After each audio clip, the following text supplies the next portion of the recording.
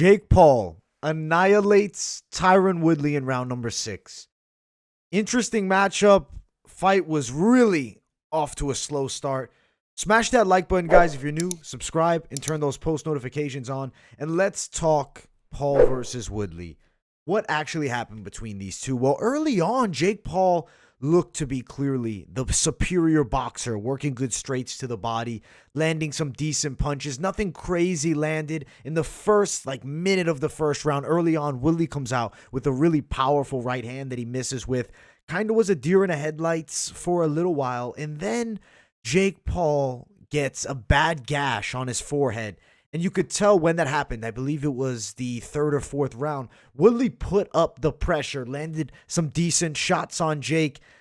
Maybe enough to win the rounds. But then, I believe that was the 3rd round, actually, the cut happened. And then, realistically, mostly clinch fest from 4, 5 to 6 up until the knockout. It was really not a ton happening between either of these men. The commentary table was really shafting the fight. They were saying they definitely couldn't give it to Woodley. One of the guys was kind of in favor of Woodley. Personally watching, maybe you lean a couple of them Woodley, a couple of them Paul. It seemed like Jake Paul had not a lot left. He looked tired. He looks like he's breathing through his mouth, and Woodley might be on his way to getting a win.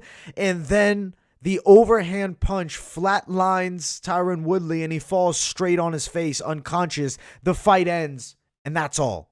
Jake Paul ends the rivalry with Tyron Woodley, the fucking ex-UFC champion, T. Wood. Tyron Woodley, the guy at welterweight, gets slept by the problem child, Jake Paul.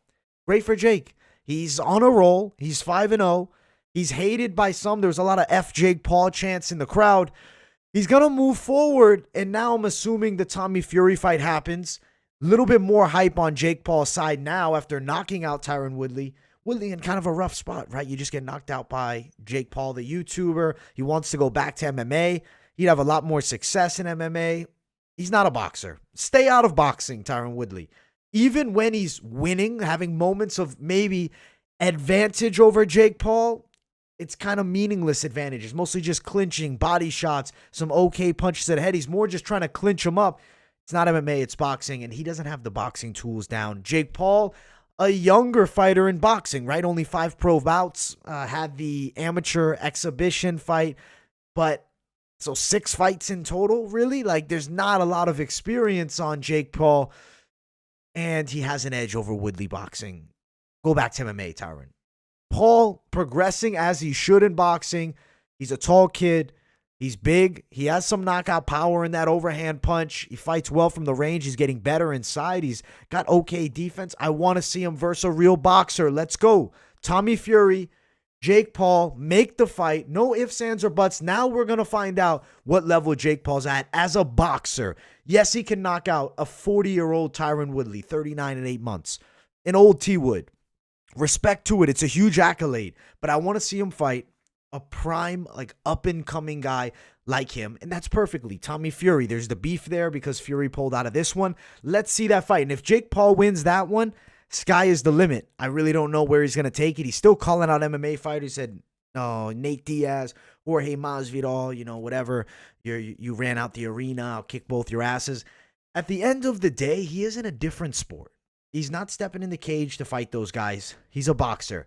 I want to see him take on some boxers. He's crossing over with MMA. MMA fighters never said, hey, I'm the best pillow glove boxer with the fucking big 10-ounce gloves. No, they say we're the best overall at every art. It's mixed martial arts, MMA, everything goes. Boxing, it's a singular art. It's great. I love boxing. You see a lot of boxing stuff in the background. I'm a big fan of boxing, obviously, and MMA. I love both. Jake Paul talking big towards these guys, knocking these guys out. It's awesome that he did it in boxing, but it's time to move on to the boxing side for a bit. I don't really care as much about him fighting and maybe knocking out MMA fighters.